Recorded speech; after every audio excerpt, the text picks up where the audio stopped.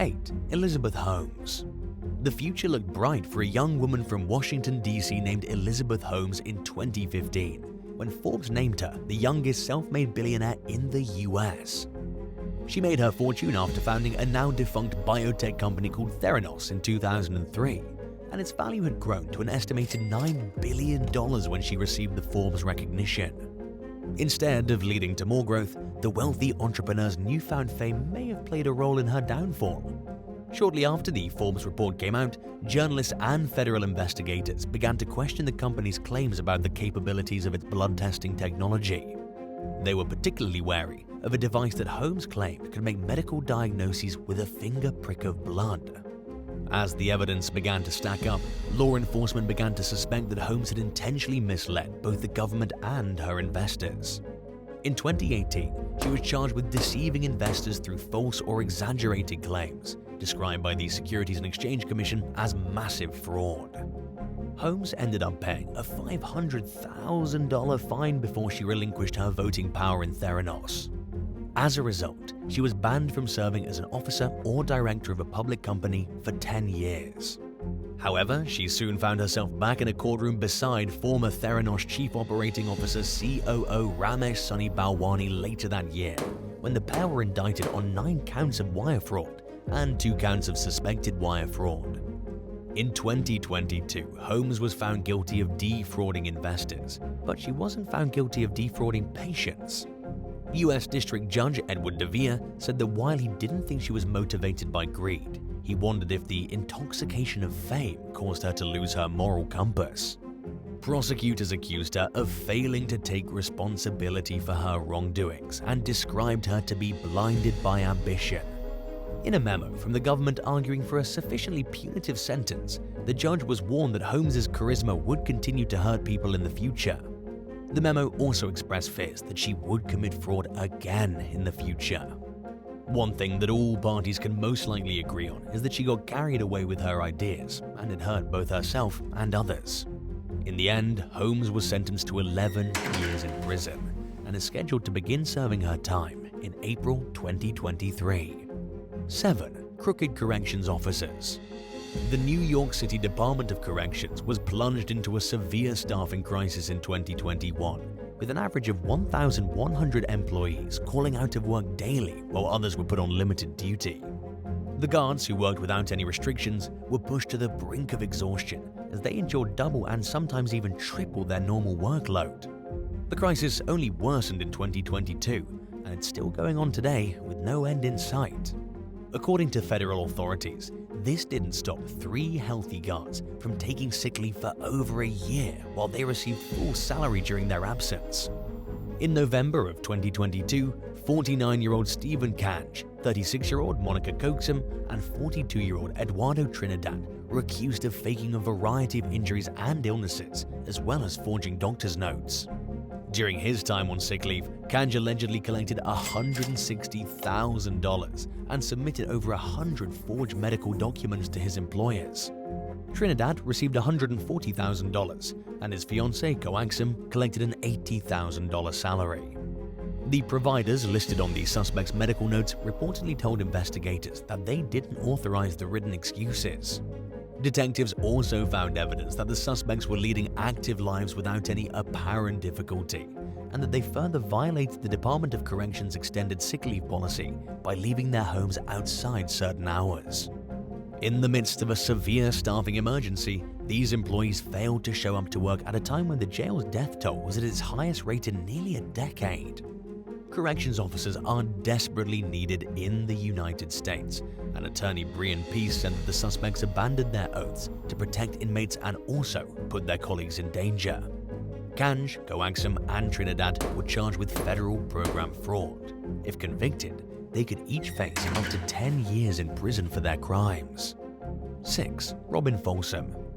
In early 2021, a government employee in the state of Georgia noticed that their pregnant co-worker's baby bump appeared to be detached from her body.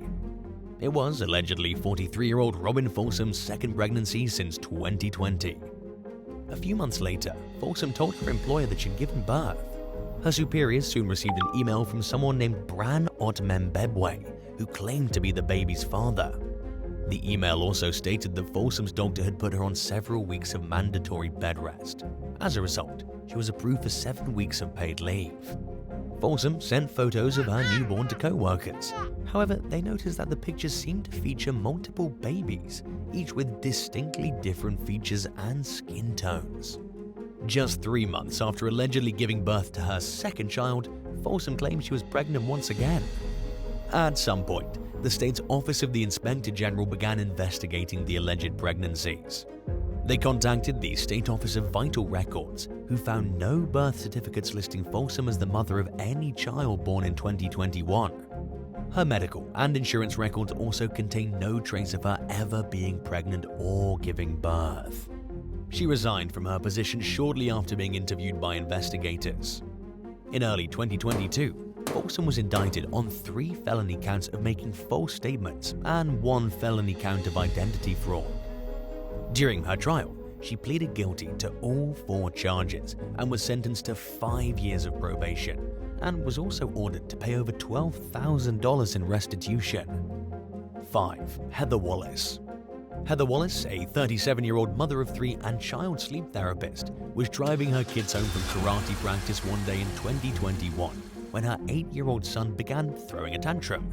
In an effort to calm him down, Wallace pulled the car over and asked the boy to walk home. The incident took place when Wallace was about a half-mile away from the family's house in Waco, Texas.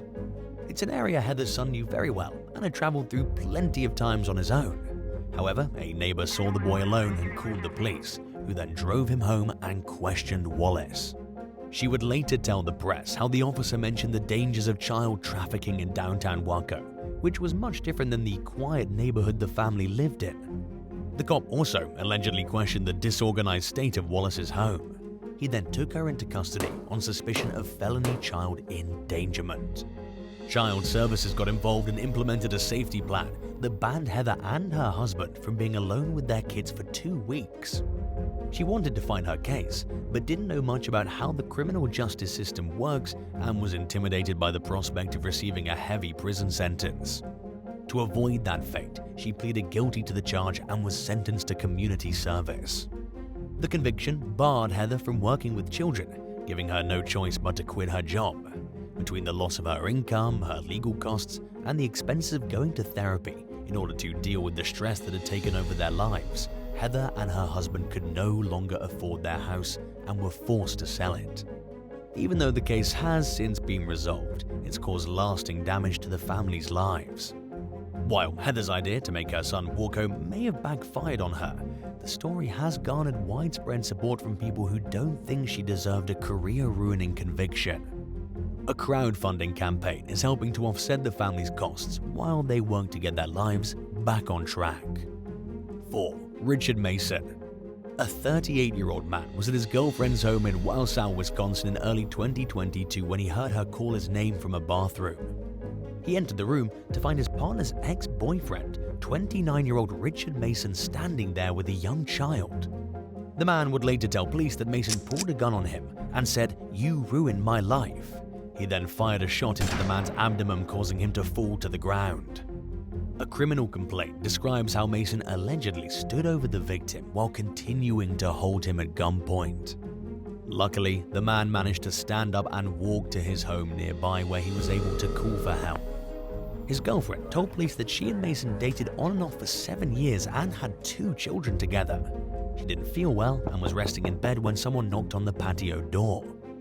The woman said she was shocked to see Mason because he hadn't come round in a while. It's unclear what his motivation was to drop by unannounced that day, but it clearly turned out to be a bad idea. Officers found the suspect walking down the street and arrested him for first-degree attempted homicide and for carrying a concealed weapon. Mason pleaded not guilty and is set to go to trial in June of 2023. In the meantime, the judge overseeing the case has ordered an evaluation to determine if he's competent to stand trial. 3. Voyager. The American cryptocurrency brokerage and lender named Voyager seemed like an attractive alternative to a traditional bank account for a lot of amateur investors who were impressed by the high returns they saw. They were also able to use the funds in their crypto accounts like any typical currency and could even get a debit card for easy access and spending. 37-year-old Jeffrey Cozy, a personal banker, told Vice News that he was aware of the inherent risks that come with crypto investing. But because the company was publicly traded and run by former E-Trade executive Stephen Ehrlich, it seemed legitimate and trustworthy. He ended up putting the bulk of his savings into Voyager, which used customers' deposits to make loans to third parties. However, the promising platform shocked its customers in 2022 when the company announced that it was entering Chapter 11 bankruptcy. Voyager blamed its struggles on volatility and contagion, as well as a recent downturn in the market known as the crypto winter, which left multiple crypto companies in financial jeopardy. To make matters even worse, Voyager had loaned $650 million to a hedge fund that also went bankrupt and was unable to recoup the funds. The company took out a $500 million line of credit, but failed to rescue itself from ruin, and many of its investors lost all of their money in the process. While this was all going on, Voyager reassured its customers that their assets were safe and their investments were low risk, but the exact opposite was true. In reality, their assets weren't FDIC insured, which comes with most traditional bank accounts and protects customers from the unforeseen loss of their funds. Consumers understandably felt deceived as they dealt with unexpected financial losses. Voyager hasn't promised their investors that they'll ever see their money again, but has simply said that it hopes to work something out in the future. In the meantime, people who trusted the company enough to invest all their money are learning a hard lesson about the instability of cryptocurrency and the risks that come along with it. 2. Trudy Castle and Kimberly DiFrancesco. In January of 2021, Trudy Castle and Kimberly DiFrancesco traveled from Chicago to Washington, D.C., where rioters stormed the U.S. Capitol in an apparent effort to overturn the elections of the 2020 presidential election and to prevent Joe Biden from taking office. The two women, both in their 50s, saw police lining up in riot gear, which should have been their signal to turn around and leave the area. However, they chose to enter the Capitol and they stayed inside the building for 40 minutes, only leaving when law enforcement deployed tear gas and forced them out. Castle and DiFrancesco were arrested in June of 2022 after someone submitted photos to the FBI. Allegedly, the pictures were taken by the sisters during the riot. Investigators found ample surveillance footage of the women detailing their activities in and around the Capitol that day. Like many of the hundreds of convicted rioters, Castle and DiFrancesco seemed eager to get their court cases over with. Less than 11 weeks after their arrest, they both pleaded guilty to one count of misdemeanor parading and demonstrating or picketing in a Capitol building. They apologized profusely in court for participating in the riot. In a statement, DiFrancesco said she'll spend every day of the rest of her life regretting her actions. Castle echoed similar feelings, stating that she was truly sorry and felt ashamed that her name would be forever associated with the attack on the Capitol. In the end, the judge sentenced the sisters to 30 months of probation and ordered them each to pay a small fine. 1. Jessie Carr. A young woman from Sydney underwent a cosmetic procedure in order to get fox eyes, but instead she ended up with alien horns when an infection caused parts of her face to turn black. 21-year-old Jessie Carr paid $2,000 to get the trendy procedure done in 2022. She hoped to achieve a similar look to celebrities like former British beauty queen Danielle Lloyd and American model Bella Hadid, but things didn't turn out like she'd hoped. In order to surgically lift the eyes of the patient, biodegradable threads are inserted into their temples. The results are said to last 18 to 24 months, but for several weeks after the procedure, Carr's head was extremely swollen. The swelling eventually went down, but she was left with a dark protrusion over her left temple where one of the strings was inserted. The discoloration was still present months after the surgery. To lighten the scarring, her plastic surgeon gave her a steroid injection. It seemed to help for a while, but it didn't fix all the complications she was experiencing. In just under 20 hours, the TikTok she posted of the botched procedure amassed more than 1 million views. Carr told her social media followers that she regretted getting the operation done and would never do it again. Would you rather lose half of your savings to an investment that proved too good to be true, or spend a year living in a household with 6 other people and just 1 bathroom? Let us know in the comments below, and don't forget to subscribe. Thanks for watching, and we'll see you next time.